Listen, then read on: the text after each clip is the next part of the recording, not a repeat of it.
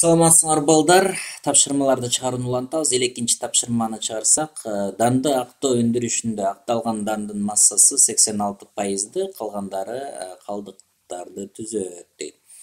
Эгерде 7 тонна калдык чыкса, анда канча тонна акталган дан алынган дейт. Ошондо биз мындай таблица түзө коебуз балдар. Дандын массасы дейт, 86 болсо, анда калдык канча калыш керек? 14 кылат да общий 100% болуш керек. Ошондо 7 тонна калдык чыкса дейт. Калдык демек 14 эмне болуп калыптыр? 7 болуп калыптыр. 14-ті 2-ге бөлсөк 7 болот. Демек 86-ны 2-ге бөлсөк 43 чыгат. Демек 43.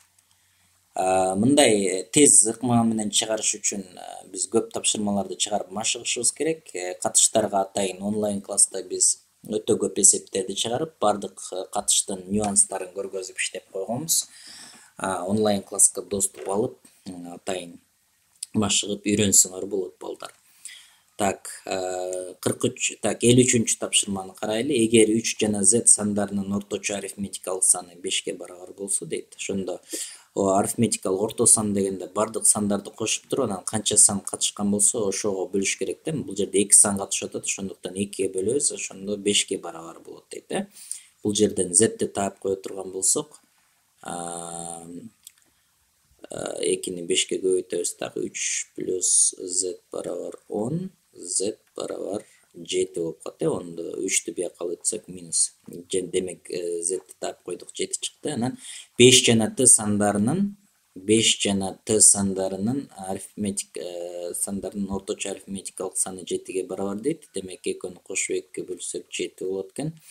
Анда z жана так t сандарынын орточо арифметикалык саны канчага барабар? Бул жерден t-ны таап койсок, 5 плюс t барабар 14.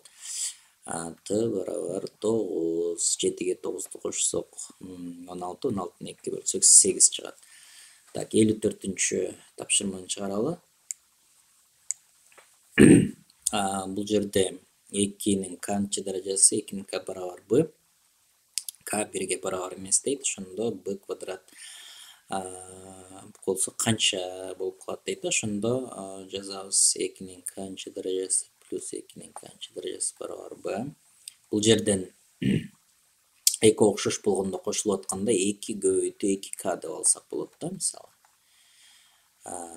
Эми негиздери бирдей болсо даражалары эмне болот? Кошулат деген касиет бар. Ошондо 1 плюс k барабар b дейт. Ошондо демек b барабар 2 1 плюс k дейт. Ошондо b квадрат болуп калды. Буну квадратка көтөрө турган болсок, биз муну дагы квадратка көтөрүшүбүз керек. Ошондо кашаны ачып жибере турган болсок, 2-ни 2 бул 1 даражасына көбөйтүлөт, плюс анан 2-ни k көбөйтсөк 2k. Ошондо негизи 2, анан даражасы 2 плюс 2k дейт.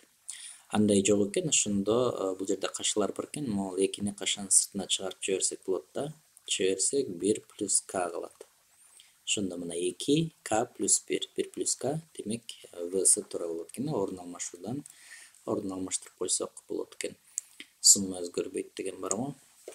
Эгер n санын 5-ке бөлүүдөгү калдык 3-кө барабар болсо, анда 3n саны 5-ке бөлүүдөгү калдыгы канчага барабар дейт. Ошондо n санын 5-ке бөлгөндө 3 калдык калганда дароо эле 8 эске келет да. 8-ди 5-ке бөлсөң 3 калдык калат да. Жакыныраак эле санды алыш керек да. Там асмандагы сандарды ала бербейчи. Ошо 5тен чоңураак, жакынкы эле биринчи сан 8, 1ден берсек 5 болот. Мына 3 калдык калат. Анан 3n деп атат. Так, ошондо биз бул 8 болуп калды. 8-ди 3-кө көбөйтсөк, так, 8-ди 3-кө көбөйтсөк эмне болот? 24 болот. 24-тү 5-ке бөлсөк 4 калдык калат мына. Эгерде бул 8 эмес, башка сан болуп калсачы деген учур болот. Кайсы? Мисалы үчүн 18 болушу мүмкүн. 18-ди 5-ке бөлсөң 3 калдык калат. Анда деле ушул эле 4 калдык чыга берет. Математика так илимдери деген сыяктуу ушундай эсептер туура чыга берет экен дайыма. Так, анан 56-чы тапшырманы чыгаралы. Жогорудагы сүрөттөгү айлана ABCD квадраттын чокулары аркылуу өтөт дейт. эгерде a b c d квадратынын ички аймагынын аянты 4-кө барабар болсо, аянты 4-кө барабар болуш үчүн могул жактары 2-ге барабар болуш керек да, ошо 2-ни 2-ге көбөйткөндө 4 болот. Анда айлананын аянты канчага барабар дейт? Айлананын аянты пер квадрат деген формула аркылуу чыгат да. Ошон үчүн бизге айлананын радиусу керек. Радиусун оңой эле таап койсок болот. Бул квадратка диагонал жүргүзсөк, ошол айлананын диаметри болуп калат да. Ошондо жагы 2 болсо, анда диагонали 2 там арасында 2 болот. Себеби квадраттын эгерде жагы ага барабар болсо, анда диагоналы а там арасында 2-ге барабар болот. Деген ошо негизги касиети да, ошонун негизинде эле таап коебуз. Анан бул жерден радиусун табыш үчүн 2 там арасында 2 болсо, радиус демек тең жарымына барабар да. Демек муну 2-ге бөлсөк, анда там арасында 2 эле калып калат. Ошондо радиусу мунуку там арасында 2-ге барабар экен. Бул айлананынчы. Ошондо формулага коюп коебуз. Так, там арасында 2 квадрат болуп калат экен. Ошондо квадрат менен тамыр кыскарып келсе, 2 пи болуп калат экен. Демек, айлананын аянты 2 пиге барабар экен. Кийинки тапшырманы чыгарабыз. Так. Ар кандай а жана б сандары үчүн мына могу жаңы математикалык операция ушул формула катары аныкталган дейт. Ошондо 3 жаңы операция x барабар 5 болсо, анда x канчага барабар дейт. Биз мурун буларды чыгарып келгенбиз, өткөндө колонкалар бөлүмүндө чыгарып атканда мен көргөзгөм.